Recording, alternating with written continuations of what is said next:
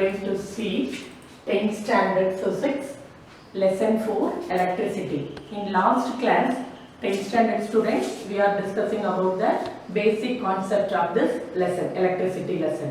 Today once again we are going to recalling this concept because of 9th standard also with join you. So today we are going to see the basic concept. Okay ma? Now electricity. Do you know what is electricity? It is also current. Electricity abdinalo current. Electric current or current. Okay ma?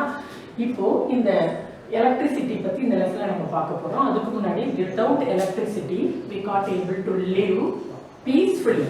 We can't able to live. நம்மளால இருக்க முடியாது எப்படி பீஸ்ஃபுல்லா. இப்ப current இல்ல, power cut ஆயிடுச்சு அப்படினாலே நமக்கு என்ன ஆயிரும்? ஐயோ ஃபேன் இல்ல, ஸ்வெட் ஆகுது, ஏசி இல்ல, அப்புறம் டிவி பார்க்க முடியல அப்படின்னு சொல்லி ஃபீல் பண்ணுவோம் இல்லையா?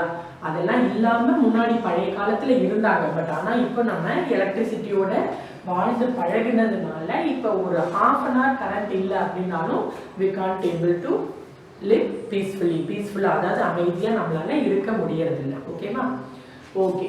You have already learned electric current in your lower classes. Haven't you? படிச்சிருக்கீங்க இல்லையா? Okay.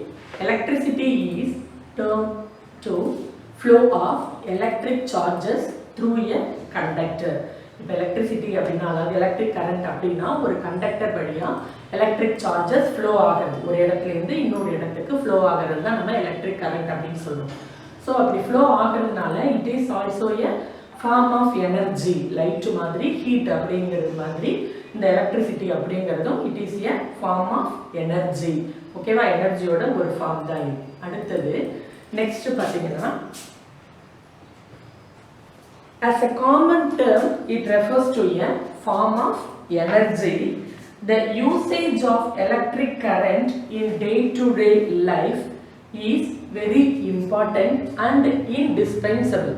Indispensable அப்படின்னா தவிர்க்க முடியாம, ஏன்னா கரண்ட் இல்லாம நம்மளால இருக்க முடியாது இல்லையா? அப்ப அது வந்து என்னது? இட் இஸ் ஏ இன்டிஸ்பென்சபிள், தவிர்க்க முடியாத ஒண்ணு. நம்ம எப்படி சாப்பிடுறோம், பால் குடிக்கிறோம், தண்ணி குடிக்கிறோம், மூச்சு விடுறோம் இல்லையா? அந்த மாதிரி கரண்ட் அப்படிங்கிறது நம்மளோட லைஃப்ல ஒரு இன்டிஸ்பென்சபிளான விஷயம். ஓகேவா? தவிர்க்க முடியாத ஒரு விஷயமா ஆயிடுச்சு. Then next, you are already aware of fact that it is used in houses, educational institutions, hospitals and industries also. இல்லையா? இதெல்லாம் கண்டிப்பா இந்த ஏரியாவுக்கு வேணும். வீட்டுக்கு கரண்ட் வேணும் நமக்கு.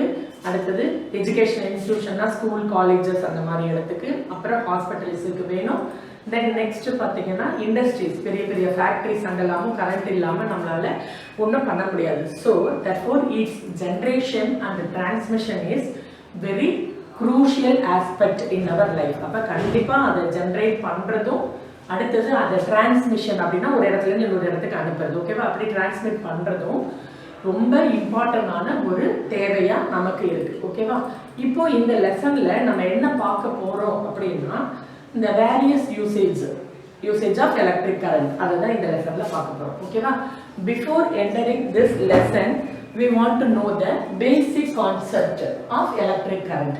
இப்போ எலக்ட்ரிக் கரண்ட் எப்படி நம்ம இப்போ பேசிக் கான்செப்ட் அப்படின்னா கரண்ட்டை எப்படி ப்ரொடியூஸ் பண்றோம், அப்போ அதுக்கு சம் திங்ஸ் we need. அப்போ அதை தான் என்ன சொல்றோம், நம்ம basic concept of electric current அப்படின்னு சொல்றோம். இப்போ உனக்கு தெரியும் all the things are made up of matter அப்படின்னு தெரியும் இல்லையா? அந்த வேர்ல்டில் இருக்கிற எல்லா திங்ஸுமே it is made up of matter அப்படின்னு உனக்கு தெரியும்.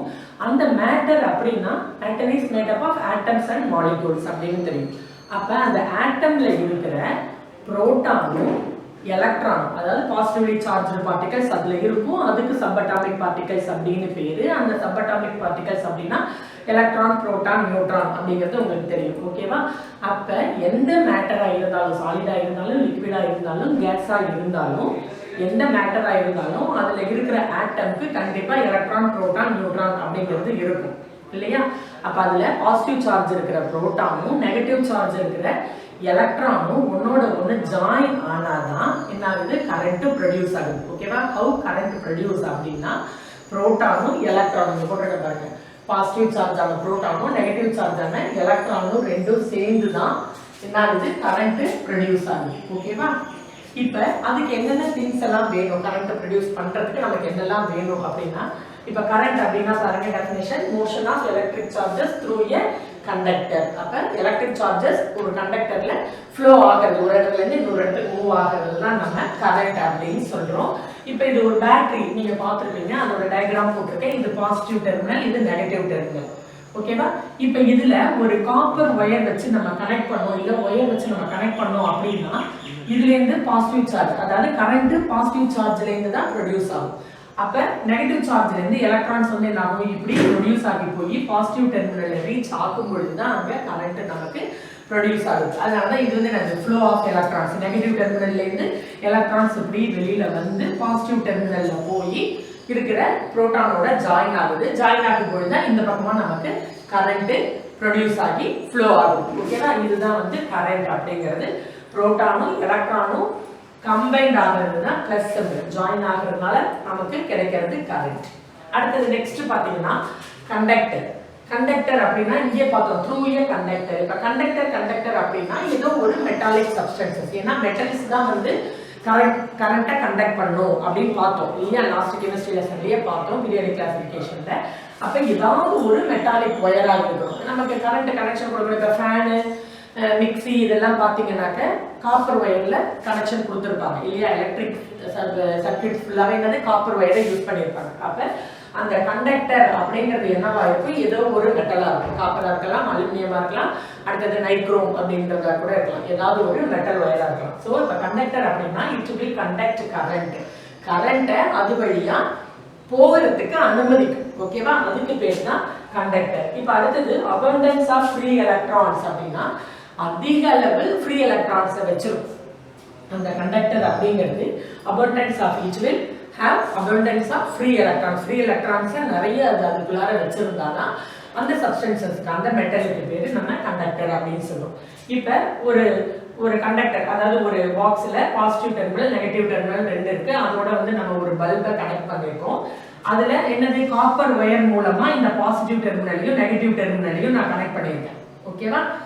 ஆல்ரெடி பல்பு கனெக்ட் ஆகிருக்கு. அந்த இதோட பாசிட்டிவ் டெர்மினலையும் நெகட்டிவ் டெர்மினலையும் காப்பர் ஒயர் வச்சு நான் இதை கனெக்ட் பண்ணா மட்டும்தான் இந்த பல்பு வந்து என்ன ஆகும் க்ளோ ஆகும். ஸோ இந்த டயக்ராம்ல பாத்தீங்கன்னா இந்த காப்பர் ஒயர் வந்து என்னது கண்டக்ட்ஸ் கரண்ட். அப்ப இதுதான் வந்து இங்க கண்டக்டர். அப்ப கரண்ட்டை எது அது வழியா போறதுக்கு அலோவ் பண்ணுதோ அதை தான் நம்ம என்ன சொல்றோம் கண்டக்டர் அப்படின்னு சொல்றோம். ஓகேவா? அடுத்தது நெக்ஸ்ட் பாத்தீங்கன்னா இன்சுலேட்டர். இப்போ இன்சுலேட்டர்னா இந்த கண்டக்டருக்கு அப்படியே ஆப்போசிட். ஓகேவா? do not conduct current, do not conduct electricity.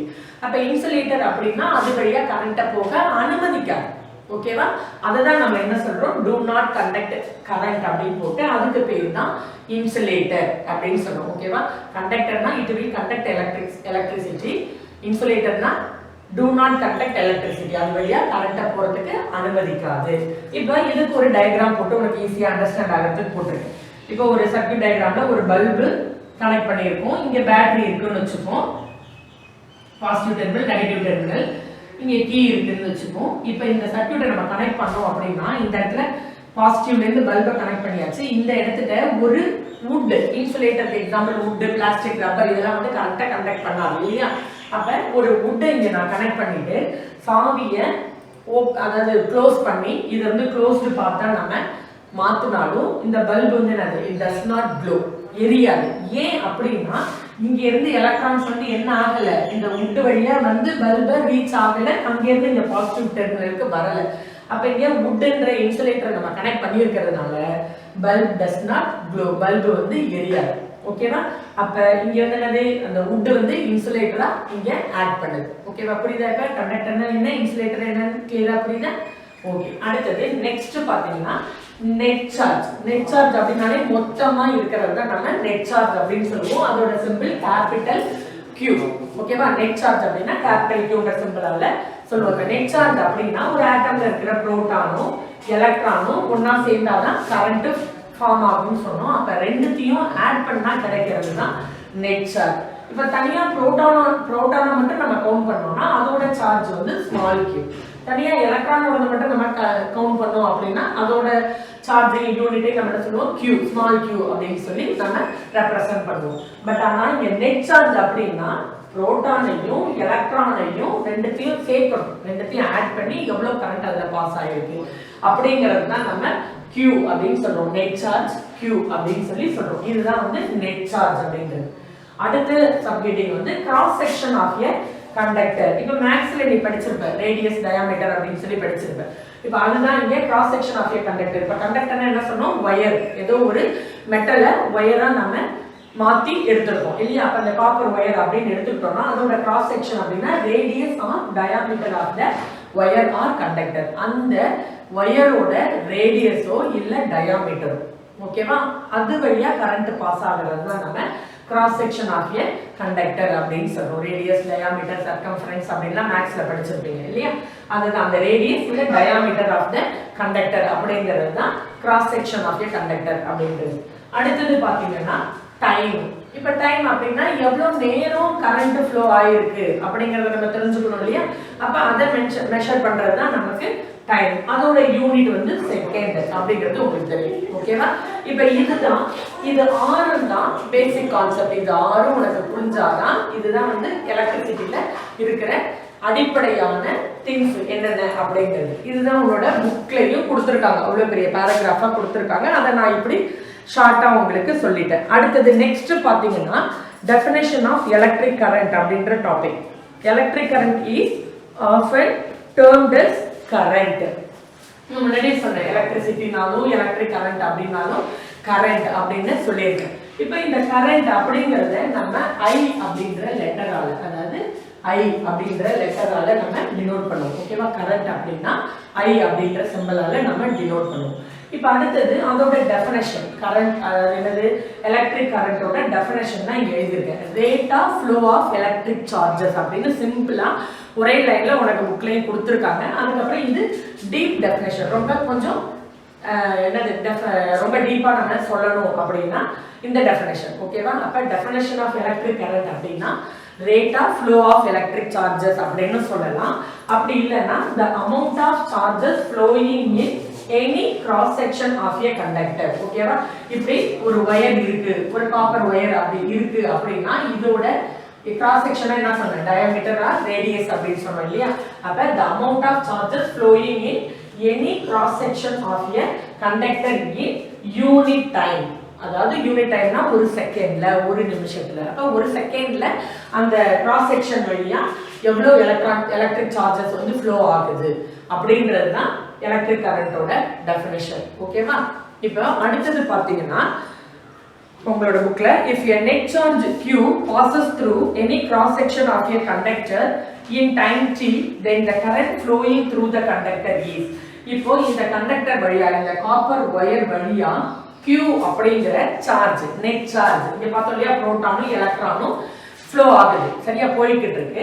அப்ப அதை வந்து நம்ம என்ன சொல்றோம், Qன்னு சொல்றோம். அப்ப Qன்ற அளவு நெட் சார்ஜ் ஒரு கண்டக்டர் வழியா ஏதோ ஒரு cross section, any cross section வழியா யூனிட் டைம் tன்ற டைம்ல அது பாஸ் ஆகுது அப்படின்னா எவ்வளவு கரண்ட் இந்த கண்டக்டர் வழியா ஃப்ளோ ஆகுது அப்படிங்கறத கண்டுபிடிக்கிறதுக்கான ஃபார்முலா தான் இங்க எழுதியிருக்கேன். இது பாத்தீங்கன்னா I அப்படின்னா கரண்ட். இப்ப நம்ம கரண்ட் தான் நம்ம கண்டுபிடிக்க போறோம், எவ்வளவு கரண்ட் இந்த கண்டக்டர் வழியா ஃப்ளோ ஆகுது அப்படிங்கிறது. அப்ப I ஈக்குவல் டு இங்க நெட் சார்ஜ், Q அப்படிங்கிறது நெட் சார்ஜ், புரோட்டான் எலக்ட்ரான் அதோட கவுண்டிங்ஸ். அப்ப Qன்றது நெட் சார்ஜ், Tன்றது டைம், எவ்வளவு டைமுக்குள்ளார எவ்வளவு நெட் சார்ஜ் ஃப்ளோ ஆகிருக்கு, எவ்வளவு ஆயிருக்கு அப்படிங்கறத நம்ம என்ன சொல்றோம், I கரண்ட் அப்படின்னு சொல்றோம், ஓகேவா. அப்ப இது டெஃபினிஷன். அப்புறம் அதுக்கான ஃபார்முலா நம்ம ஏதாவது சம் ப்ராப்ளம்லாம் போடணும் அப்படின்னாக்க இந்த ஃபார்முலாவை யூஸ் பண்ணலாம். I ஈக்குவல் டு Q/T அப்படின்றத வச்சுன்னா நம்ம எவ்வளவு கரண்ட் பாஸ் ஆயிருக்கு, அந்த கண்டக்டர் வழியா ஃப்ளோ ஆயிருக்கு அப்படிங்கறத தெரிஞ்சுக்க முடியும். அடுத்தது SI unit of electric current. இப்போ இந்த I அப்படின்னு சொல்லியிருக்கோம் இல்லையா, எலக்ட்ரிக் கரண்ட், இதோட SI யூனிட் அப்படின்னு பாத்தீங்கன்னா ஆம்பர், அதோட SI யூனிட்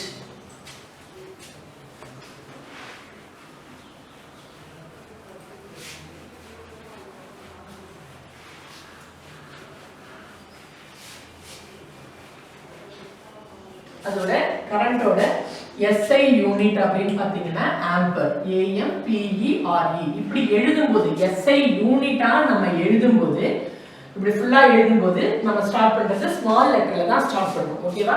அப்ப SI unit of electric current அப்படின்னா ஆம்பர்.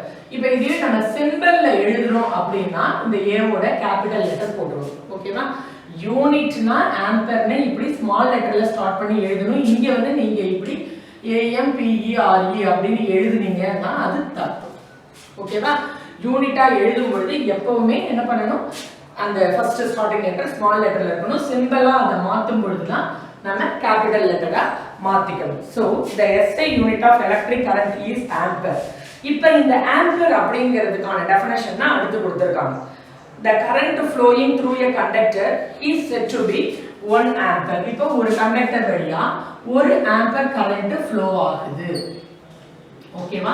இது ஒரு கண்டக்டர், அதாவது காப்பர் வயர் வச்சுப்போம். இங்க இருந்து இங்க 1 ஆம்பர் கரண்ட் பாஸ் ஆகுது அப்படின்னா when a charge of 1 coulomb flows across any cross section of a conductor in 1 second. அப்ப அந்த 1 ஆம்பர் அப்படிங்கறது என்ன சொல்றோம், நம்ம கூலும் அப்படிங்கிறது சார்ஜோட யூனிட். அப்ப 1 கூலும் COULOMB 1 கூலும் பை டைமுக்கு வந்து 1 செகண்ட். ஓகேவா? இந்த ஃபார்முலா தான் ஒரு ஆம்பர்க்கான டெஃபினிஷன். அப்ப இத வச்சு என்ன பண்ணிடலாம், நம்ம இந்த டெஃபினிஷனை எழுதிடலாம். அப்ப டெஃபினிஷன் பாருங்க, the current flowing through a conductor is said to be 1 ampere. இந்த கண்டக்டர் வழியா 1 ஆம்பர் கரண்ட் ஃப்ளோ ஆகுது அப்படின்னா அப்ப அந்த 1 ஆம்பர் அப்படிங்கறது ஆன்சர் ரிசல்ட். ஓகேவா? அப்ப क्वेश्चन என்னவா இருக்கணும், எப்படி எதெல்லாம் சேர்ந்தா நமக்கு 1 ஆம்பர் கிடைக்கும் அப்படின்னா ஒரு கூலும் நெட் சார்ஜ், அடுத்தது 1 செகண்ட். அப்ப 1 வந்தாலும் இங்க நமக்கு 1 ஆம்பர் அப்படின்னு கிடைக்கும். ஓகேவா? இப்போ இதுதான் வந்து SI unit of electric current அப்படிங்கிறது. இப்போ இத பேஸ் பண்ணி உங்களுக்கு கீழே ஒரு சம் கொடுத்திருக்காங்க, ப்ராப்ளம் கொடுத்திருக்காங்க பாருங்க.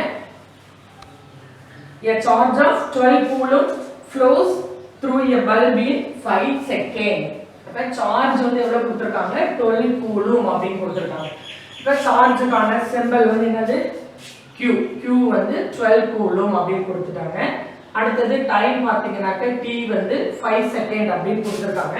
அடுத்தது என்ன क्वेश्चन கேக்குறாங்க பாருங்க, what is the current through the bulb? அந்த பல்பு வழியா எவ்வளவு கரண்ட் பாஸ் ஆகுது. அப்ப கரண்ட்கான ஃபார்முலா E Q/T.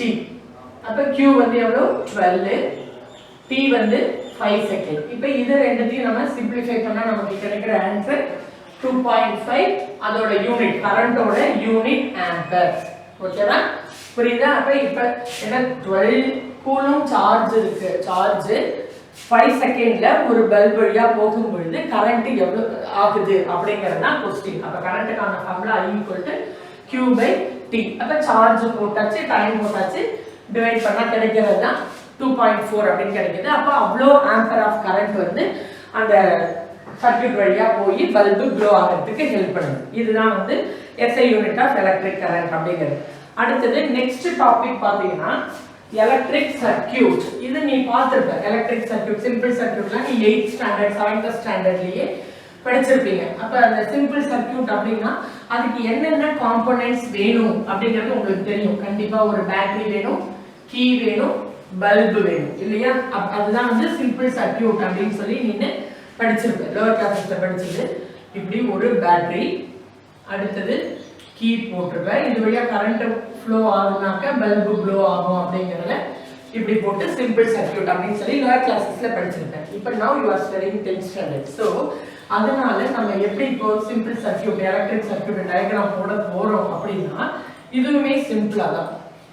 ஃபர்ஸ்ட் ஒரு ரெசிஸ்டன்ஸ், அடுத்தது பாத்தீங்கன்னா இதுல பல்பு, அடுத்தது கீழே பாத்தீங்கன்னா பேட்டரி,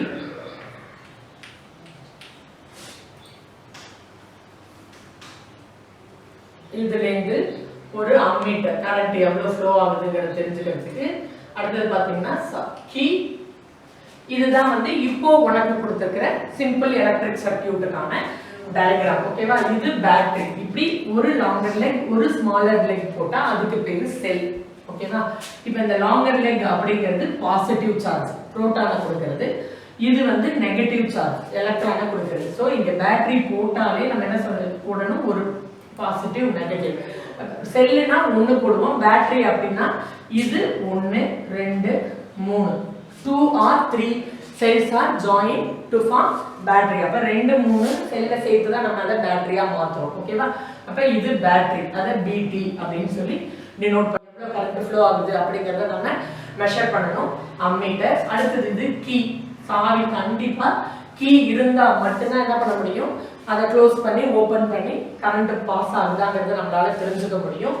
ஏன் இங்க இந்த ரெசிஸ்டரை நான் கனெக்ட் பண்ணியிருக்கேன் அப்படின்னா இந்த சர்க்யூட் வழியா அதிகமா கரண்ட் போயோ இல்ல கம்மியா கரண்ட் போறதுனால பல்புக்கு ஏதாவது டேமேஜ் ஆகும் அப்படிங்கிறதுனால இங்க இந்த ரெசிஸ்டர் நம்ம கனெக்ட் பண்ணோம் அப்படின்னா அந்த ரெசிஸ்டர் வந்து என்ன பண்ணுது கரண்டோட அளவை கரெக்டா பார்த்து இந்த பல்புக்கு அனுப்புறதுக்கு தான் இங்க ரெசிஸ்டரை நம்ம கனெக்ட் பண்ணியிருக்கோம். ஓகேவா?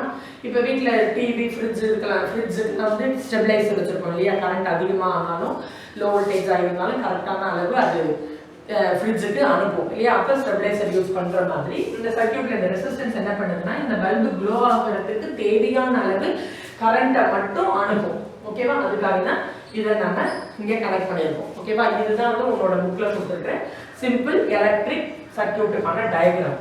இப்போ இதெல்லாம் வந்து இந்த டயக்ராம் தான் அப்படியே பேராகிராஃபா அவனை கொடுத்துருக்காங்க பாருங்க. An electric circuit is a closed conducting loop or path which has a network of electrical components through which electrons are able to flow. இப்போ இங்க கீ போடணும்னா closed pathனா நடுவுல டாட் இருந்தானா க்ளோஸ் ஆகிருக்கு. இது வழியா வந்து என்னது கரண்ட் ஃப்ளோ ஆகுது. இது வழியா எலக்ட்ரான்ஸ் வந்து இப்படி ஃப்ளோ ஆகி இப்படி வருது அப்படின்னு அர்த்தம். ஓகேவா? கீ போட்டா மட்டும்தான். அப்ப இது வழியா கரண்ட் ஃப்ளோ ஆகும் பொழுது பல்ப் வந்து என்ன ஆகுது? க்ளோ ஆகும். ஓகேவா? அடுத்தது this path is made using electrical wire so as to connect an electric appliances to a source of electric charges. அப்ப இந்த இதுதான் வந்து சோர்ஸ் அப்படிங்கிறது. ஓகேவா? சோர்ஸ் அப்படின்னா பேட்டரி. அதுதான் அதாவது இந்த எலக்ட்ரிக் சார்ஜஸை ப்ரொடியூஸ் பண்றது தான் சோர்ஸ் அப்படின்னு அர்த்தம். இந்த பேட்டரி வழியா எலக்ட்ரிக் சார்ஜஸை எடுத்துட்டு போறதுக்கு கண்டிப்பா வயரை வச்சு நம்ம கனெக்ட் பண்ணணும். ஸோ கனெக்டிங் வயர்ஸ் மூலமா தான் இது எல்லாத்தையும் நம்ம என்ன பண்ணியிருக்கோம்? கனெக்ட் பண்ணியிருக்கோம். அடுத்தது a schematic diagram of an electric circuit compressing a battery and electric bulb switch is given. இதெல்லாம் இப்ப பேட்டரி இருக்கு, அம்மீட்டர் இருக்கு, கீ இருக்கு, பல்ப் எல்லாம் கொடுத்து இந்த டயக்ராமை நம்ம போட்டுட்டோம். இப்ப அடுத்தது பாத்தீங்கன்னா in the circuit if the switch is on the bulb glows. இப்ப இங்க நடுவுல டாட் இருந்தானா ஆன் பொசிஷன் அப்படினு சொன்னேன். இப்ப ஆன்ல இருக்கும் பொழுது தான் பல்ப் வந்து என்ன ஆகுது? it will glow. அதுவே ஆஃப் இப்ப இங்க நடுவுல டாட் இல்ல அப்படினா இங்க கம்ப்ளீட் ஆகல. இந்த சர்க்யூட் வந்து என்ன ஆகல? கம்ப்ளீட் ஆகல. இங்க கனெக்ஷன் கட் பண்ணி இருக்கும் ஆன் பண்ணாததுனால. அப்ப கட் ஆயிருக்கு. அப்ப இப்படி ஆஃப் பொசிஷன்ல இருக்கும் பொழுது the bulb does not glow. Bulb வந்து எரியாது. Therefore, the circuit must be closed in order that the current passes through it. அப்ப கரண்ட் இது வழியா பாஸ் ஆகணும் இந்த சர்க்யூட் வழியா அப்படினா நம்ம கண்டிப்பா ஸ்விட்சை ஆன் பண்ணா மட்டும்தான். ஸ்விட்ச் ஆன் பண்ணா மட்டும் தான் லைட் எரியும். ஸ்விட்ச் ஆன் பண்ணா தான் ஃபேன் ஓடும். அதே மாதிரி இங்க ஸ்விட்சை நம்ம ஆன் பண்ணா தான் இந்த சர்க்யூட் வழியா கரண்ட் ஃப்ளோ ஆகும். அடுத்தது நெக்ஸ்ட் டாபிக் பாத்தீங்கன்னா எலக்ட்ரிக்கல் காம்போனன்ட்ஸ். எலக்ட்ரிக்கல் காம்போனன்ட்ஸ்னா இதுக்கு பேர் தான் எலக்ட்ரிக்கல் காம்போனன்ட்ஸ் அப்படின்னு பேர். அப்ப ஃபர்ஸ்ட் காம்போனன்ட்ஸ்ல என்னென்ன திங்ஸ் வச்சு இந்த சர்க்யூட்டை நம்ம உருவாக்கி இருக்கோம். ஓகேவா? அத வந்து ஒரு டேபிள் காலமா உங்களோட புக்ல கொடுத்திருக்காங்க. பேட்டரி இருக்காது. பேட்டரி மட்டும் இந்த டயகிராமை போட்டு பேட்டரி அப்படின்னு நீங்க வந்து எழுதிக்கோங்க. ஓகேவா? ஏன்னா இதுதான் வந்து என்னது சார்ஜஸை ப்ரொடியூஸ் பண்ற சோர்ஸ். அடுத்தது கால்வனாமீட்டர், வோல்ட்மீட்டர், அம்மீட்டர் அப்படின்னு சொல்லி நிறைய resistance, key, bulb, ground connection அப்படின்னா உங்களுக்கு டேபிள் காலத்துல கொடுத்திருக்காங்க. அதை பார்த்துக்கோங்க. அதுக்கு பேர் தான் எலக்ட்ரிக்கல் காம்போனன்ட்ஸ் அப்படிங்கிறது. அடுத்தது அந்த எலக்ட்ரிக்கல் காம்போனன்ட்ஸ் என்ன உங்களுக்கு கொடுத்திருக்காங்க பாருங்க. the electric circuit given in figure 4.2 முன்னாடி பேஜ்ல டேபிள் காலத்துல கொடுத்திருக்காங்க. consist of different components such as a battery, a switch and a bulb. all these components can be represented by using certain symbols. அப்ப அதுக்கான சிம்பிள் நம்ம அந்த இடத்துல போய் ஃபுல்லா படம் வரைஞ்சிட்டு இருக்க முடியாது. அதனால தான் இந்த சிம்பிளை மட்டும் நம்ம யூஸ் பண்ணி எலக்ட்ரிக்கல் சர்க்யூட்டுக்கு யூஸ் பண்றோம். அதனால தான் அதுக்கு பேரு என்னது எலக்ட்ரிக்கல் காம்போனன்ட்ஸ். காம்போனன்ட்ஸா நம்ம யூஸ் பண்ணா மட்டும்தான் ஈஸியா டயகிராம் போட முடியும். அங்க வந்து பேட்டரியவே வரைஞ்சிக்கிட்டு பல்பையே வரைஞ்சிட்டு அம்மீட்டரையே ஃபுல்லா டிரா பண்ணிட்டு அப்படி இருக்க முடியாது. ஓகேவா? இதுதான் வந்து எலக்ட்ரிக்கல் காம்போனன்ட்ஸ். இப்போ அடுத்த டாபிக் பாத்தீங்கன்னா electric potential and potential difference அப்படின்ற டாபிக் கொடுத்திருக்காங்க. இப்போ எலக்ட்ரிக் பொட்டன்ஷியல்னா என்ன அப்படிங்கறத கீழே கொடுத்திருக்காங்க பாருங்க. The electric potential at a point is defined as the amount of work done in moving a unit positive charge from infinity to that of point against the electric force. இப்போ இப்படி ஒரு conductor இருக்கு அப்படின்னு வச்சுப்போம். இது வந்து minus infinity, ஏதோ ஒரு தூரம், ரொம்ப தூரத்துல மைனஸ் இன்ஃபினிட்டி, இது வந்து பிளஸ் இன்ஃபினிட்டின்னு வச்சுப்போம். இப்போ கரண்ட் இப்படி ஃப்ளோ ஆகுது, இந்த டிரெக்ஷன்ல ஃப்ளோ ஆகுது. அப்போ பொட்டன்ஷியல் நம்ம கண்டுபிடிக்கணும் அப்படின்னாக்க இப்போ இந்த இடத்துலேருந்து எலக்ட்ரிக் சார்ஜஸை இந்த இடத்துக்கு நம்ம மூவ் பண்ணி கொண்டு வர்றதுக்கு எவ்வளோ வேலை செஞ்சிருக்கோம், அகைன்ஸ்ட் த எலக்ட்ரிக் கரண்ட். அதை தான் வந்து நம்ம என்ன சொல்றோம், எலக்ட்ரிக் பொட்டன்ஷியல் அப்படின்னு சொல்றோம். புரியுதாமா? இப்போ இது வந்து என்னது, மைனஸ் இன்ஃபினிட்டி, இந்த பக்கமும் எங்க இருக்குன்னு தெரியல, இந்த பக்கமும் எங்க இருக்குன்னு தெரியல, 2 என்றும், அதனால மைனஸ் இன்ஃபினிட்டி, இங்க பிளஸ் இன்ஃபினிட்டி போட்டிருக்கேன். இப்போ இது வந்து கரண்ட் ஃப்ளோ ஆகிற டிரெக்ஷன். அப்ப அதுக்கு ஆப்போசிட் சைட்ல இருந்து தான் சார்ஜஸ் வந்து என்ன ஆகும், மூவ் ஆகும். அப்ப இந்த இன்ஃபினிட்டில இருந்து இவ்வளவு தூரம் கரண்ட் அந்த சார்ஜஸை நம்ம மூவ் பண்ணி கொண்டு வரும் இல்லையா, அதுதான் எலக்ட்ரிக் பொட்டன்ஷியல் அப்படின்னு சொல்லி சொல்றோம். இப்போ ஃபார் எக்ஸாம்பிள் இந்த இடத்துல வந்து நம்ம ஒரு 100 அப்படின்னு வச்சுப்போம், இது வந்து 80. அப்ப 100ல இருந்து 80ன்ற அளவுக்கு நம்ம அந்த சார்ஜஸை கொண்டு வரும்போது சார்ஜ் வந்து லூஸ் ஆகுது. அப்ப எவ்வளவு அந்த சார்ஜஸை இழக்குது, 100 மைனஸ் 80 ஈக்குவல் டு 20. அப்ப 20 அளவு 20 அப்படிங்கிறது தான் இங்க பொட்டன்ஷியல், எலக்ட்ரிக் பொட்டன்ஷியல் அப்படிங்கிறது. ஓகேவா? அடுத்தது நெக்ஸ்ட் எலக்ட்ரிக் பொட்டன்ஷியல் டிஃபரன்ஸ். இதோட அடுத்த கிளாஸ் நெக்ஸ்ட் டாபிக்மா எலக்ட்ரிக் பொட்டன்ஷியல் டிஃபரன்ஸ். இப்போ பொட்டன்ஷியல் டிஃபரன்ஸ் அப்படின்னா என்ன பார்ப்போம், ஒரு கண்டக்டர்ல இன்ஃபினிட்டிலேருந்து நம்ம அந்த சார்ஜஸை மூவ் பண்றதுக்கு ஒரு பர்டிகுலர் டிஸ்டன்ஸுக்கு மூவ் பண்ணா எவ்வளவு சார்ஜ் மூவ் பண்றோம் அப்படிங்கறத பொட்டன்ஷியல் டிஃபரன்ஸ் அப்படின்னு பார்த்தோம். அது வந்து இன்ஃபினிட்டிலேருந்து பார்த்தோம். ஆனா இங்க எலக்ட்ரிக் பொட்டன்ஷியல் டிஃபரன்ஸ் அப்படின்னா பொட்டன்ஷியல் அதாவது எலக்ட்ரிக் பொட்டன்ஷியலுக்கும் எலக்ட்ரிக் பொட்டன்ஷியல் டிஃபரன்ஸுக்கும் பார்த்தீங்கன்னா ரொம்ப சேஞ்சஸ் கிடையாது, டிஃபரெண்ட் கிடையாது, சும்மா மைன்யூட்டா. என்ன அது அப்படின்னா இது வந்து இன்ஃபினிட்டி, ஏதோ ஒரு இடத்துல இருந்து நடக்கும். ஆனா இந்த பொட்டன்ஷியல் டிஃபரன்ஸ் அப்படின்னா பிட்வீன் த 2 பாயிண்ட்ஸ் அப்படிங்கிறது மட்டும்தான் டிஃபர் ஆகுது, எலக்ட்ரிக் பொட்டன்ஷியலுக்கும் பொட்டன்ஷியல் டிஃபரன்ஸுக்கும். இப்போ உங்க புக்ல கொடுத்துருக்காங்க பாருங்க, the electric potential difference between 2 points is defined as the amount of work done in moving a unit positive charge from one point to another point against the electric force. இப்போ அந்த 2 point தான் நான் இங்க A B அப்படின்னு mention பண்ணிருக்கேன். இது வந்து என்னது, இன்ஃபினிட்டின்னு மென்ஷன் பண்ணோம், மைனஸ் பிளஸ் இன்ஃபினிட்டின்னு எலக்ட்ரிக் பொட்டன்ஷியல். இப்போ இது அவங்களே கொடுத்துட்டாங்க டெஃபினேஷன், பிட்வீன் த 2 பாயிண்ட்ஸ். அதனால இந்த ஏக்கும் பிக்கும் நடுவுல எலக்ட்ரிக் சார்ஜஸை நம்ம அந்த கரண்ட்டுக்கு அகைன்ஸ்டா நம்ம மூவ் பண்றதுக்கு எவ்வளவு ஒர்க் டன் செய்யறோம் அப்படிங்கிறது தான் எலக்ட்ரிக் பொட்டன்ஷியல் டிஃபரன்ஸ் அப்படிங்கிறது. இங்க Q அப்படிங்கிறது நெட் சார்ஜ். ஓகேவா? கரண்ட் இந்த டிரெக்ஷன்ல ஃப்ளோ ஆச்சு அப்படின்னா B ல இருந்து அந்த சார்ஜஸை நம்ம என்ன பண்றோம், இந்த பக்கம் ஆப்போசிட் டிரெக்ஷன்ல மூவ் பண்றோம். சப்போஸ் கரண்ட் இந்த டிரெக்ஷன்ல இப்படி மூவ் ஆகுது அப்படின்னா A ல இருந்து என்ன பண்ணுவோம், அந்த எலக்ட்ரிக் சார்ஜஸை நம்ம மூவ் பண்ண போறோம். ஓகேவா? இப்போ suppose you have moved a charge Q from a point A to another point B. இப்போ A ல இருந்து இந்த Qன்ற சார்ஜை B க்கு நம்ம மூவ் பண்றோம் அப்படின்னா let W be the work done. அப்ப இங்க இருந்து இந்த பாயிண்ட்டுக்கு மூவ் பண்றதுக்கு செய்யப்படுற வேலையை தான் நம்ம ஒர்க் டன். அந்த சார்ஜஸை மூவ் பண்றதுக்கு எவ்வளவு வேலை நம்ம செய்யறோமோ அதை தான் ஒர்க் டன் அப்படின்னு சொல்றோம். அதுதான் Wங்கிற சிம்பலால ரெப்ரசென்ட் பண்ணியிருக்கோம். இங்க move the charge from A to B, then the potential difference between the points A and B is given by the following expression. அப்ப potential difference-க்கான symbol capital V. small v அப்படினா அது volt சொல்றது small v. ஓகேவா? capital V அப்படினா potential difference equal to work done W by எவ்வளவு charge நம்ம move பண்றதுக்கு எவ்வளவு வேலை செய்யறோம். ஓகேவா? சார்ஜ் A ல இருந்து B க்கு மூவ் பண்றதுக்கு எவ்வளவு வேலை செய்யறோம். அப்ப ரெண்டுத்துக்கும் இடையில இருக்கிற டிஃபரன்ஸ் தான் அங்க பொட்டன்ஷியல் டிஃபரன்ஸ் V அப்படிங்கிறது.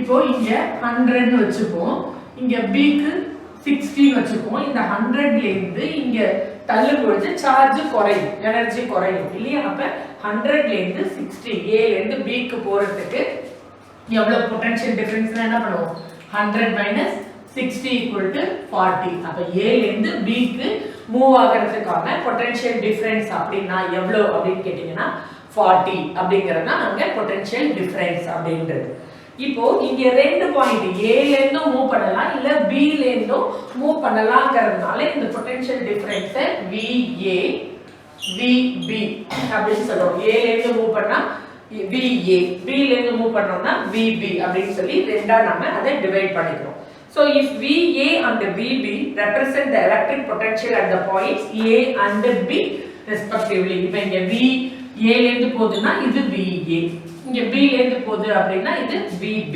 அப்படினு நம்ம இங்க டினோட் பண்றோம் அடுத்து then the potential difference between the points A and B is given by அப்ப A ல இருந்து போச்சு அப்படினா அங்க potential difference நம்ம எப்படி எழுதுவோம்னா V equal to VA minus VB இப்ப 100 minus 60 AB போலே 100 ல இருந்து 60 மைனஸ் பண்ணிருக்கோம் அப்ப VA ல இருந்து VB க்கு போகுதுன்றதால அந்த potential difference VA minus VB எவ்வளவு அளவுன்னு கொடுக்கல நம்மளா புரிஞ்சிக்கிறதுக்காக 100 60 அப்படி போட்டோம் 10 20 எது வேணாலும் போட்டுக்கலாம் அப்ப நம்மளா இது நம்பர் போட்டுருக்கோம் அப்ப அதுக்கான ஃபார்முலா என்ன எழுதுனா potential difference equal to VA minus VB அப்ப கண்டிப்பா A முன்னாடி போட்டா A ல இருந்து B க்கு மூவ் ஆகுது அப்ப A ல அந்த சார்ஜஸ் வந்து எனக்கு அதிக அளவு இருக்கு அப்படினு அர்த்தம் அதுவே இப்ப இந்த B ல இருந்து A க்கு போகுது அப்படினா அங்க potential difference எழுதுறதுக்கு என்ன பண்ணனும் VB minus VA இப்ப B ல இருந்து A க்கு போகுது அப்ப இந்த ரெண்டு ஃபார்முலாவை யூஸ் பண்ணி என்ன பண்றோம் potential difference இங்க கால்குலேட் பண்றோம்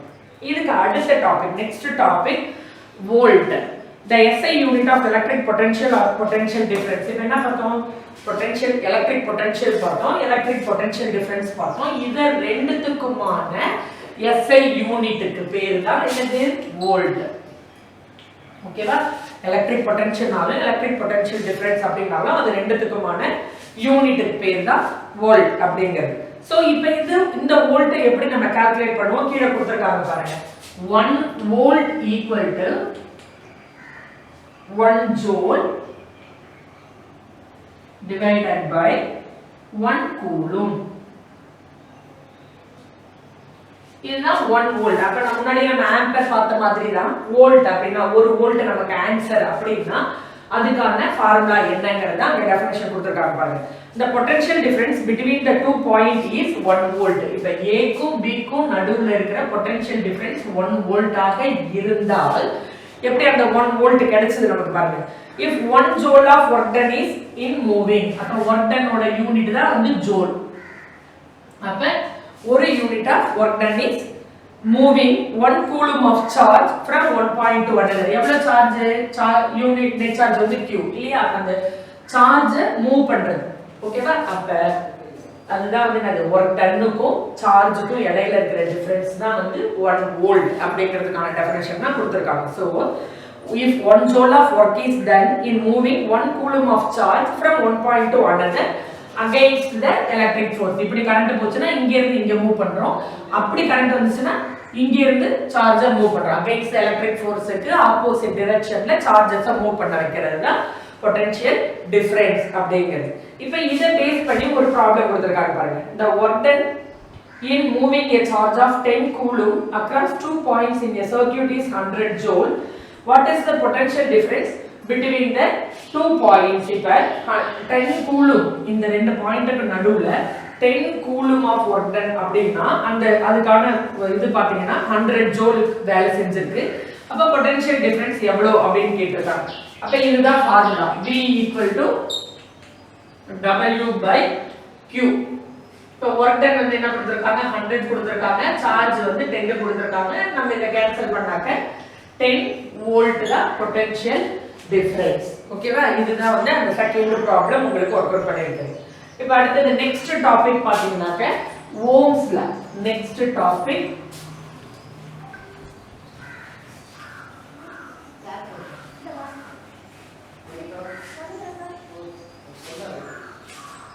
ஓம்ஸ் லா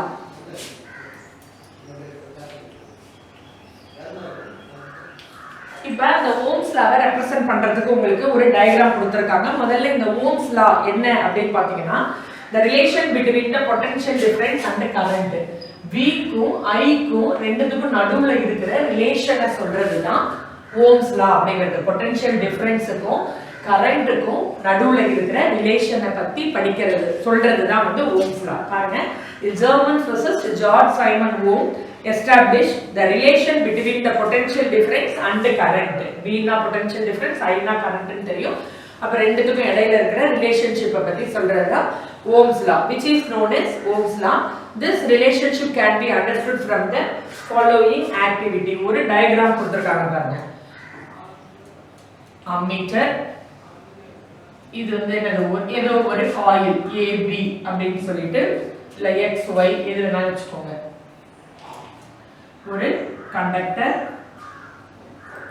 இது வந்து ஒரு variable rheostat resistor, variable resistor, அது கூட கீ, மெயினா சோர்ஸ், பேட்டரி, இப்படி கனெக்ட் பண்ணியிருக்கோம். இதுக்கு பேரலா வோல்ட்மீட்டர் V.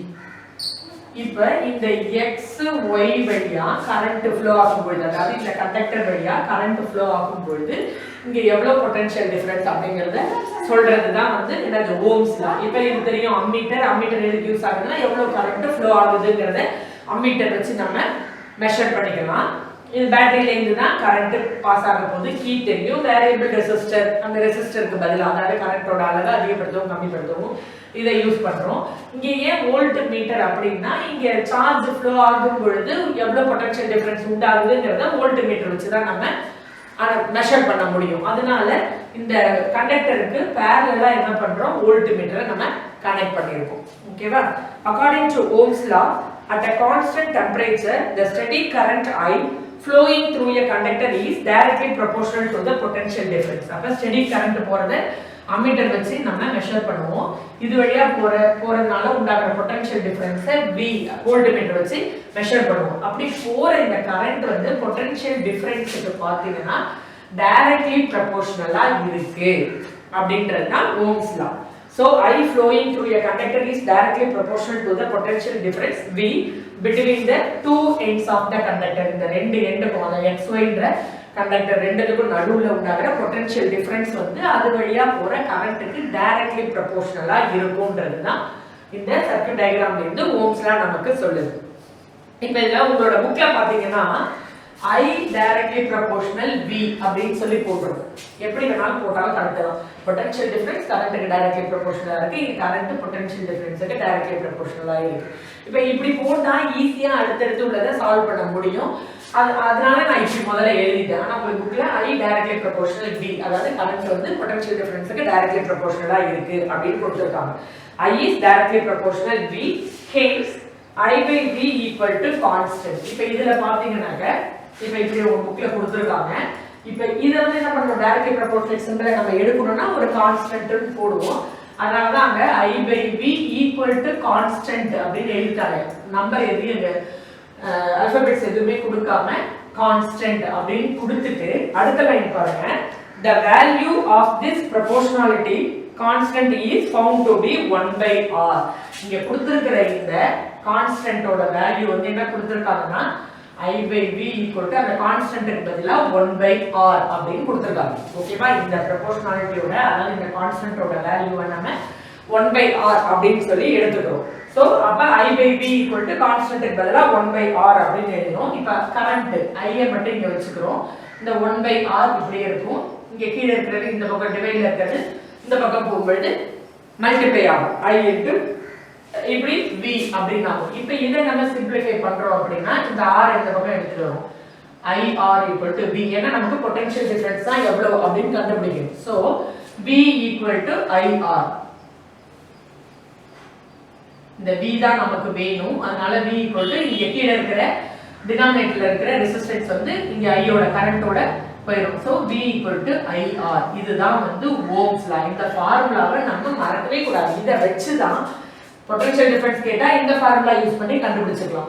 கரண்ட் கேட்டாங்கனாக்க இதையே வச்சு I equal to இப்போ I வச்சிட்டு R இந்த பக்கம் போச்சுனாக்க V by R அப்படி மாத்தி கரண்ட் கண்டுபிடிக்கலாம். ஓகேவா? அடுத்து ரெசிஸ்டன்ஸ் கண்டுபிடிக்கணும். R equal to அப்ப இது இந்த பக்கம் போச்சுனா V by I இப்படி இந்த மூணு ஃபார்முலாவும் யூஸ் பண்ணி அதாவது இந்த ஓம்ஸ் லா வச்சு இது எல்லாத்தையுமே நம்மளால கால்குலேட் பண்ண முடியும். அதனால this is the important formula Ohm's law V equal to IR அப்படின்றது. ஓகேவா? அடுத்து here R is the constant for a given material at a given temperature and it is known as the resistance. இங்க இந்த R அப்படிங்கிறது வந்து என்னது? கண்டக்டரோட resistance. எந்த metal நம்ம எடுத்துக்கிறோமோ அதோட ரெசிஸ்டன்ஸ் அப்படிங்கிறது தான் R.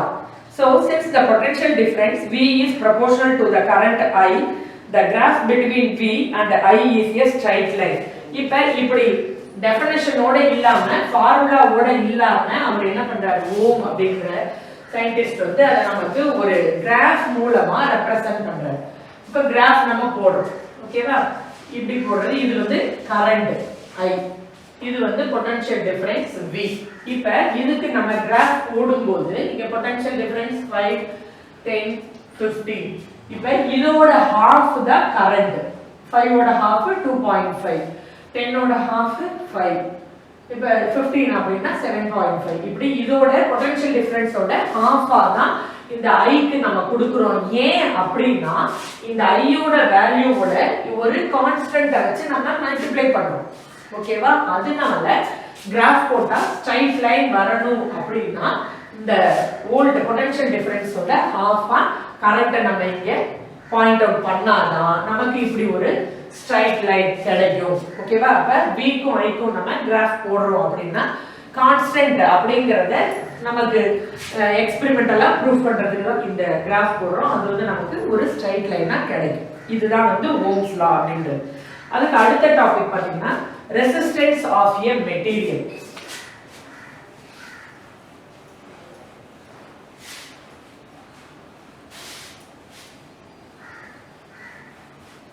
இப்போ ரெசிஸ்டன்ஸ் ஆஃப் a மெட்டீரியல் அப்படினா இப்போ இப்படி இருக்கு.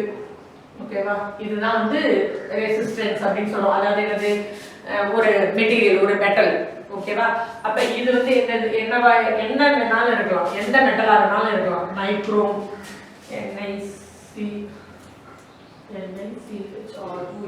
நைக்ரோமா இருக்கலாம், இல்ல காப்பரா இருக்கலாம், இல்லனா அலுமினியமா இருக்கலாம். எந்த மெட்டலா வேணாலும் இருக்கலாம்.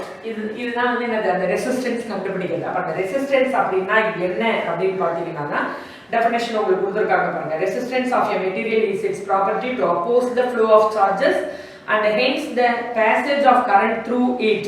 It is different for different materials. இப்போ இந்த கரண்ட் ஃப்ளோ ஆகும் பொழுது இது எந்த மெட்டீரியலா இருந்தாலும் அது வழியா போற அந்த கரண்ட்டும் சரி பொட்டன்ஷியல் டிஃபரன்ஸ் அப்படிங்கிறது டிஃபரெண்டா இருக்கும். அப்ப அதை அப்போஸ் பண்றது மறுக்கிறது ஒரு இடத்துல இருந்து இவ்வளவு இங்க போறதுக்கு உடனே அப்படியே சடனா எல்லாத்தையும் என்ன பண்ணிட முடியாது. இப்ப நீங்களே படிக்க எடுக்கிறீங்கன்னா ஒரே தடவையிலேயே படிச்சு நம்மளால என்ன பண்ணிக்க முடியாது, புரிஞ்சுக்க முடியாது இல்லையா? திருப்பி திருப்பி படிக்கிறது மூலமா தான் புரிஞ்சுக்க முடியும். அதே மாதிரி கரண்ட் இங்க எவ்வளவுதான் இங்க பாஸ் ஆனாலும் அவ்வளோத்தையும் அந்த கண்டக்டர் வந்து என்ன பண்ணாது, அது வழியா அலோவ் பண்ணாது. முதல்ல கொஞ்சம் அதை ரெசிஸ்ட் பண்ணும். அந்த ரெசிஸ்ட் அப்படிங்கிறது தான் இங்க ரெசிஸ்டன்ஸ், அதாவது தடை பண்றது. ஓகேவா? அவ்வளோத்தையும் அனுப்பாம கொஞ்சமா அனுப்புறது, பாதியா அளவு அனுப்புறது தான் வந்து ரெசிஸ்ட் பண்றது. அதுதான் வந்து ரெசிஸ்டன்ஸ் அப்படின்னு சொல்றோம். ஏன் இங்க இது டிஃபரெண்ட் ஃபார் டிஃபரெண்ட் மெட்டீரியல்ஸ் அப்படின்னா நைக்ரோம்ங்கிறதோட ப்ராப்பர்ட்டி வேறையா இருக்கும், அடுத்தது காப்பரோடது வேற ப்ராப்பர்ட்டி, அலுமினியத்தோடது வேற ப்ராப்பர்ட்டி. அப்போ ஒவ்வொரு மெட்டலுக்கும் different properties, physical properties, chemical properties இருக்கிறதுனால இங்க வந்து என்னது அந்த கரண்ட்டும் பொட்டன்ஷியல் டிஃபரன்ஸும் ஒவ்வொரு மெட்டலுக்கும் இங்க மெட்டீரியலுக்கும் டிஃபர் ஆகுது. ஸோ அப்புறம் ஓம்ஸ் லால இருந்து இதை இந்த ரெசிஸ்டன்ஸுக்கானதை நம்ம எப்படி எழுதுறோம் அப்படின்னா R equal to V by I அப்படின்னு ஃபார்முலா இப்பதான் நான் கீழே எழுதினேன். V ஈக்குவல் டு IR அப்படிங்கிறது ஓம்ஸ் லாவோட ஃபர்ஸ்ட் ஃபார்முலா. இப்போ நமக்கு ரெசிஸ்டன்ஸ் தான் வேணும். அப்ப R அப்படியே இந்த பக்கம் வந்துட்டு I வந்து கீழே வரும். So R equal to V by I. இப்போ இதுல இருந்து என்ன பண்ணலாம்னா ரெசிஸ்டன்ஸ் அப்படிங்கிறத மெட்டீரியலோட எது நைக்ரோம் வயரா இருக்கலாம், இல்ல காப்பர் வயரா இருக்கலாம், இல்ல அலுமினியம் வயரா இருக்கலாம், எந்த ஒரு மெட்டலா இருந்தாலும் அதோட ரெசிஸ்டன்ஸ் எவ்வளவு அப்படிங்கறத R equal to V by I அப்படிங்கிற ஃபார்முலால இருந்து நம்ம கண்டுபிடிச்சிடலாம். இப்போ அடுத்தது இதோட டீடைல் டெஃபினிஷன் கொடுத்திருக்காங்க பாருங்க. The resistance of a conductor can be defined as the ratio between the potential difference across the ends of the conductor and the current flowing through it. இதுதான் பொட்டன்ஷியல் டிஃபரன்ஸுக்கும் அந்த வழியா போற கரண்ட்டுக்கும் இடையில இருக்கிற அந்த ரிலேஷன்ஷிப் அந்த டெஃபினட் அதுதான் வந்து என்னது இந்த ரெசிஸ்டன்ஸோட அந்த மெட்டீரியல் ரெசிஸ்டன்ஸ் ஆஃப் மெட்டீரியலோட டெஃபினேஷன். ஓகேவா? R = V/I பொட்டன்ஷியல் டிஃபரன்ஸுக்கும் கரண்ட்டுக்கும் இடையில இருக்கிற டிஃபரன்ஸை சொல்றது ரேஷியோவை சொல்றது தான் வந்து ரெசிஸ்டன்ஸ் ஆஃப் எ மெட்டீரியல் அப்படின்றது.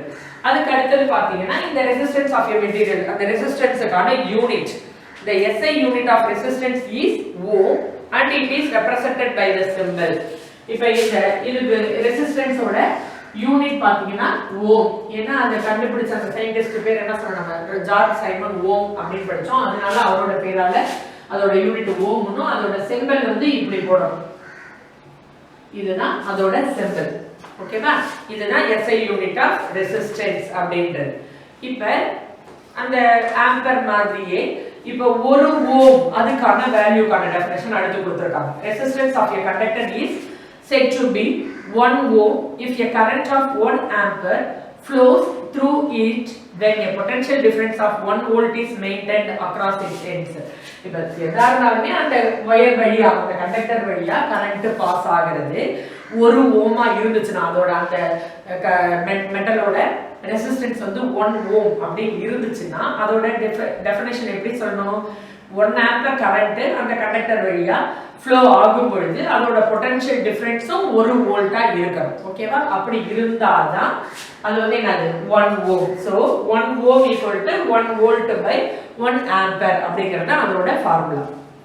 இப்போ இதை பேஸ் பண்ணி ஒரு ப்ராப்ளம் கொடுத்துருக்காங்க. Calculate the resistance of a conductor through which a current of 2 ampere volt. அப்ப V வந்து எவ்வளவு கொடுத்துட்டாங்க? 30 கொடுத்துட்டாங்க. கரண்ட் பாஸ் ஆகிறது வந்து எவ்வளவு கொடுத்திருக்காங்க? 2 ஆம்பர்னு கொடுத்துட்டாங்க. அப்ப இந்த ஃபார்முலா R = V/I அந்த ஃபார்முலாவை யூஸ் பண்ணி R = V/I னா V வந்து 30 I வந்து 2. அப்ப இத சிம்பிளிஃபை பண்ணோம்னா நமக்கு கிடைக்கிறது 50 ஓம். இதுதான் வந்து அந்த கண்டக்டரோட ரெசிஸ்டன்ஸ் அப்படின்றது. இதுதான் ஆன்சர் 15 ஓம் அப்படின்றது. இப்போ அடுத்தது நெக்ஸ்ட் டாபிக் பார்த்தீங்கன்னா electrical resistivity and electrical conductivity. Next topic electric resistivity and electrical conductivity. இதுல ஃபர்ஸ்ட் எலக்ட்ரிக்கல் ரெசிஸ்டிவிட்டி அதாவது அந்த ரெசிஸ்ட் பண்றதோட நம்பர் மின் தடை எண் அப்படின்னு சொல்லுவோம் தமிழ்ல. எலக்ட்ரிக்கல் ரெசிஸ்டிவிட்டி அப்படின்னா you can verify by doing an experiment that the resistance of any conductor R is directly proportional to the length of the conductor L and is inversely proportional to its area of cross section. இப்போ எப்பவுமே ஒரு metal எடுத்துக்கிறோம் அப்படின்னா ஒரு conductor எடுத்துக்கிறோம் அப்படின்னா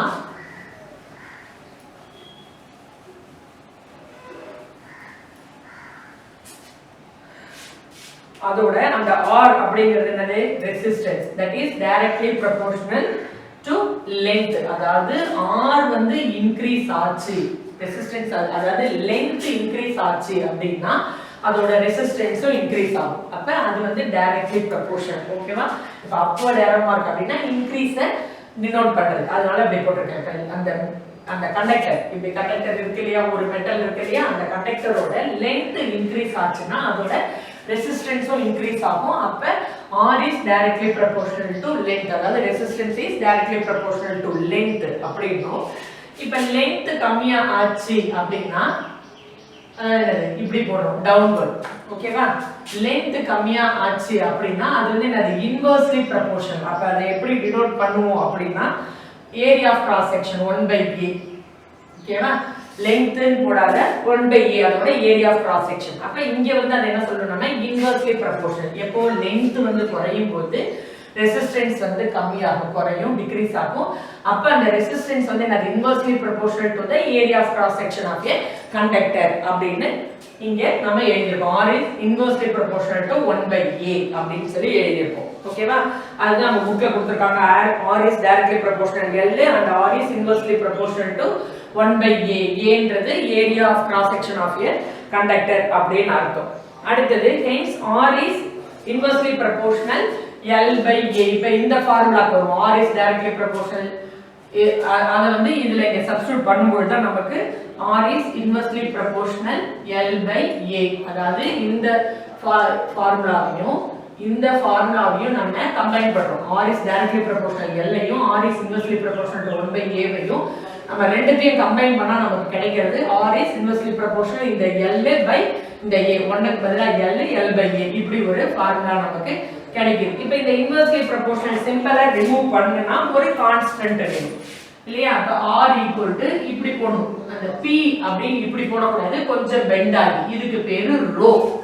அதுக்கு பேரு ரோ. அதாவது என்னது? எலக்ட்ரிக்கல் ரெசிஸ்டிவிட்டியான அதோட symbol rho into L by A. உங்க புக்ல கொடுத்திருக்காங்க பாருங்க. therefore R equal to rho into L by A. இங்க ரோ அப்படிங்கிறது where rho is a constant called as electrical resistivity. அப்ப இந்த rho அப்படிங்கிறது தான் என்னது?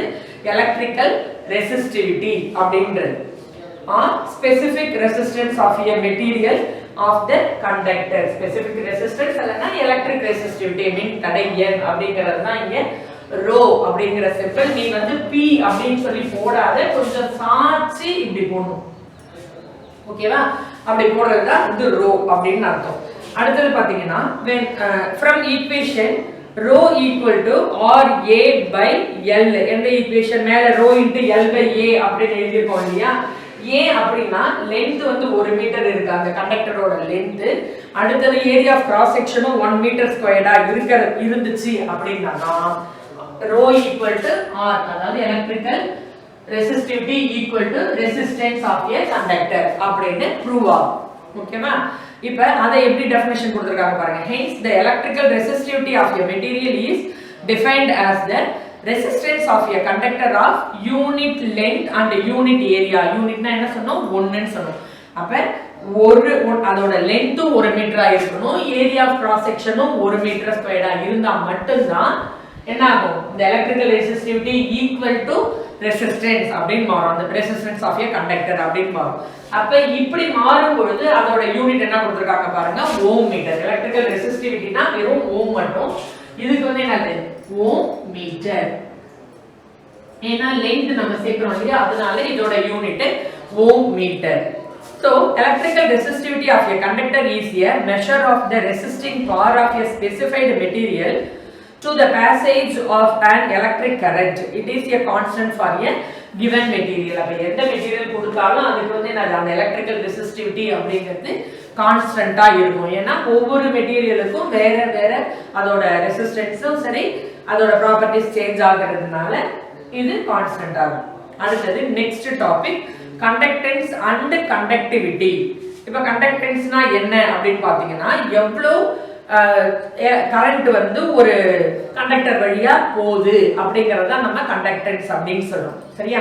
இப்ப நம்மளால எவ்வளவு படிக்க முடியுமோ அவ்வளவு மட்டும் தான் படிக்க முடியும். எல்லாத்தையும் படி. இப்ப நீ 10th படிக்கும் பொழுதே 12th போர்ஷனையும் சேர்த்து படிச்ச எக்ஸாம் எழுது அப்படின்னா நம்மளால முடியாது. நம்மளால என்ன முடியுமோ அதை தான் நம்ம செய்ய முடியும். அதே மாதிரி அந்த கண்டக்டர் வழியா எவ்வளவு கரண்ட் பாஸ் ஆக முடியுமோ அவ்வளவு மட்டும்தான் என்ன பண்ண முடியும்? கரண்ட்டை நம்ம அனுப்ப முடியும். அதை தான் வந்து என்ன சொல்றோம்? நம்ம கண்டக்டன்ஸ் அப்படின்னு சொல்றோம்.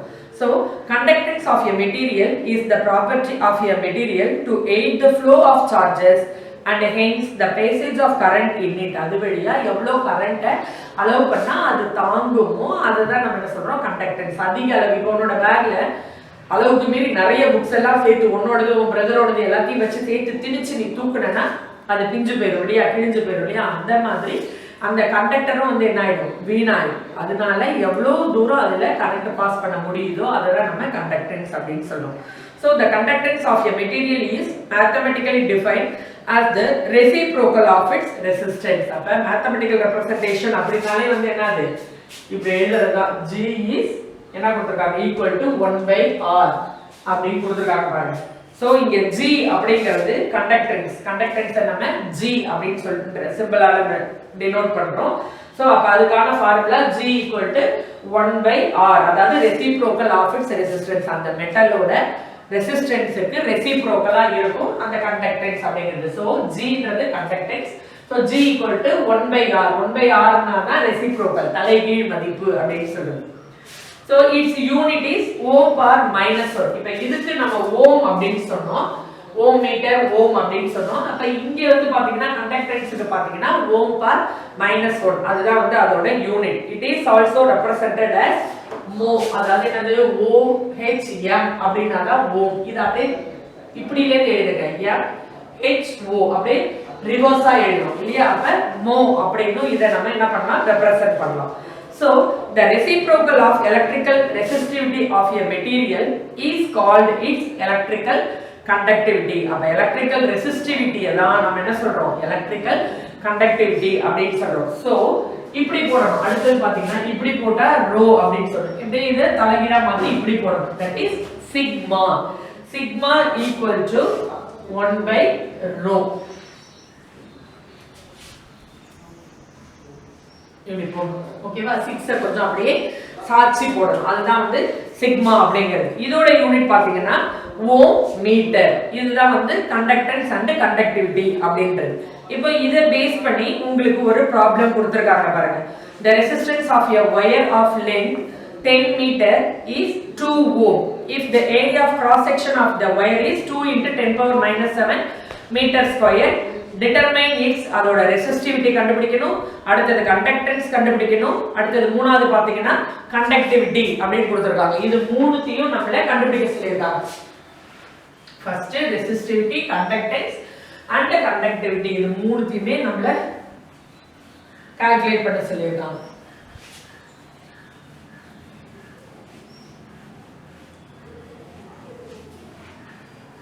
இப்போ ஃபர்ஸ்ட் பாருங்க, அதுல என்ன கொடுத்திருக்காங்க? லெந்த் வந்து 10 மீட்டர் கொடுத்திருக்காங்க, ரெசிஸ்டன்ஸ் வந்து 2 ஓம், அடுத்து area of cross section 2 into 10 power minus 2.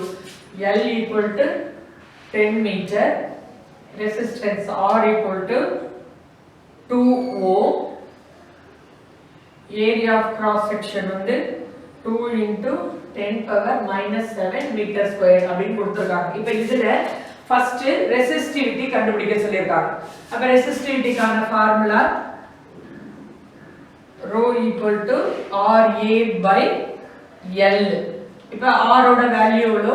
2 ohm into A வந்து 2 into 10 power minus 7 divided by length பாத்தீங்கன்னா 10. இப்போ இத 2 2s are 4 into 10 power minus 7 divided by 10. ஓகேவா? இப்போ இந்த கீழ இருக்கிற 10 மேல கொண்டு போறோம். மேல கொண்டு போனா 4 into 10 பவர் இங்க மைனஸ் அவரோட மேல வந்து சேரும்போது -8. இதுதான் வந்து ரெசிஸ்டிவிட்டி அப்படிங்கிறது. அப்ப அதோட யூனிட் வந்து ஓம் மீட்டர். ஓகேவா? ரெசிஸ்டிவிட்டி இப்ப கண்டுபிடிச்சாச்சு. அடுத்து கண்டக்டன்ஸ். செகண்ட் ஒன் வந்து conductance G. G equal to formula 1/R. அப்ப 1/R அப்படினா என்னது? 1 by R வந்து எவ்வளவு? 2. 1/2. ஓகேவா? அப்ப இத சிம்பிளிஃபை பண்ணுங்க. 0.5 அதோட யூனிட் மோ. கண்டக்டன்ஸ் ஆன யூனிட் வந்து மோ. அப்ப இங்க இந்த வேல்யூவை அப்படியே இங்க சப்ஸ்டிட்யூட் பண்ணிருக்கோம். லெந்த் வந்து ரெசிஸ்டன்ஸ் வந்து 2. அப்ப 1/2 னா அத சிம்பிளிஃபை பண்ணா 0.5 மோ. அடுத்து கண்டக்டிவிட்டிக்கான ஃபார்முலா பாருங்க. Sigma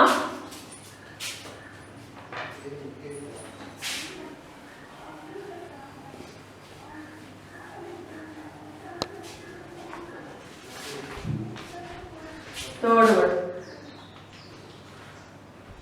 sigma equal to 1 by rho. இதுதான் வந்து கண்டக்டிவிட்டிக்கான ஃபார்முலா. இப்போ 1 by rho னா நம்ம ஆல்ரெடி கண்டுபிடிச்சிட்டோம். rho ஓட வேல்யூ வந்து 4 into 10 power minus 8 ன்னு கண்டுபிடிச்சிருக்கோம். சோ இங்க 1 by 4 into 10 power minus 8. ஓகேவா? இப்போ இத சிம்பிளிஃபை பண்ணோம் அப்படினா 1 by 4 சிம்பிளிஃபை பண்ணுங்க. முதல்ல 1 by 4 சிம்பிளிஃபை பண்ணீங்கன்னா 0.25 into 10 power minus 8 அப்படிங்க இருக்கிறது அப்படியே வரும். அதோட யூனிட் வந்து மோ மீட்டர் கார் -1 அப்படி மாறிடும். ஓகேவா? 1/4 நீங்க சிம்பிளிஃபை பண்ணுங்க. 1/4 தனியா 1 னா 10 ன்னு அர்த்தம். இப்படி 4 வெளில போடு 0 சேர்த்ததுனால இங்க பாயிண்ட் வெச்சுக்கிறோம். 2 4s are 8 பேலன்ஸ் 2 0 சேர்க்கிறோம். எத்தனை 4s are 5 4s are 20. ஓகேவா? அதனால தான் 0.25 into 10 power minus 8 அப்படியே போடுறோம். அதோட யூனிட் மோ மீட்டர் பர் -1. இதுதான் வந்து இந்த ப்ராப்ளம். இப்படி மூணுத்தையுமே கேட்பாங்க. என்னெல்லாம்? ரெசிஸ்டிவிட்டி, கண்டக்டன்ஸ் அண்ட் கண்டக்டிவிட்டி மூணுமே கேட்பாங்க. அதுக்கான ஃபார்முலாவை நம்ம ஞாபகம் வச்சுக்கணும். ரெசிஸ்டிவிட்டினா என்ன, கண்டக்டிவிட்டினா என்ன, கண்டக்டன்ஸ்னா என்ன அப்படின்னு அதுக்கான ஃபார்முலாவை வச்சு இந்த ப்ராப்ளமை நம்ம ஒர்க் அவுட் பண்ணிட்டோம். ஓகேவா? அடுத்தது நெக்ஸ்ட் பாத்தீங்கன்னா சிஸ்டம் ஆஃப் சீரிஸ் அப்படின்ற டாபிக் இருக்கு. இப்போ அந்த டாபிக் எடுத்தா நம்ம பேரலல், அடுத்தது சீரிஸ் சர்க்யூட், பேரலல் சர்க்யூட் எல்லாமே பார்க்கணும். அதனால இதோட இந்த ரெசிஸ்டிவிட்டியோட நம்ம இன்னைக்கு கிளாஸை கம்ப்ளீட் பண்றோம். ஓகேவா? இப்போ நீங்க இதுல என்ன ஹோம்வொர்க் பண்ணணும் அப்படின்னு பாத்தீங்கன்னா ப்ராப்ளம் ஒரு 3 ப்ராப்ளம் நம்ம கொடுத்துருவோம். இந்த 3 ப்ராப்ளமும் ஒர்க் அவுட் பண்ணுங்க. அடுத்தது அந்த ஃபார்முலாலாம் இருக்கு இல்லையா, ஆம்பர், அதுக்கான டெஃபினேஷன், வோல்ட், ஓம்ஸ் லா, இதுக்கான அந்த டெஃபினேஷன் பிளாக் லெட்டர்ஸ்ல கொடுத்துருக்கிற அந்த டெஃபினேஷன்ஸ் எல்லாத்தையுமே நீங்க படிச்சு பாக்குறீங்க. திருப்பி இது வரைக்கும் அந்த லெசனை திருப்பி நீ ஒரு தடவை ரீட் பண்ணா மட்டும்தான் இந்த லெசன் உனக்கு புரியும். டெஃபினேஷனோட புரியணும், யூனிட் தெரியணும், எஸ்ஐ யூனிட் தெரியணும், அதோட சிம்பிள் தெரியணும். அதனால ஒரு 2 டைம்ஸ் 3 டைம்ஸ் இந்த லெசனை ரீட் பண்ணுங்க. டெஃபினேஷன்ஸ் எல்லாத்தையும் ரீட் பண்ணுங்க. இந்த 3 ப்ராப்ளம் நம்ம போட்டோம், அதை திருப்பி ஒர்க் அவுட் பண்ணுங்க. அதுதான் இன்னைக்கு உங்களோட ஹோம்வொர்க் சில்ட்ரன். நெக்ஸ்ட் கிளாஸ்ல அடுத்தது எப்படி நம்ம சீரிஸ் கனெக்ஷன், பேரலல் கனெக்ஷன் அதெல்லாம் வந்து நெக்ஸ்ட் கிளாஸ்ல பார்க்கலாம். ஓகேவா? தேங்க்யூ.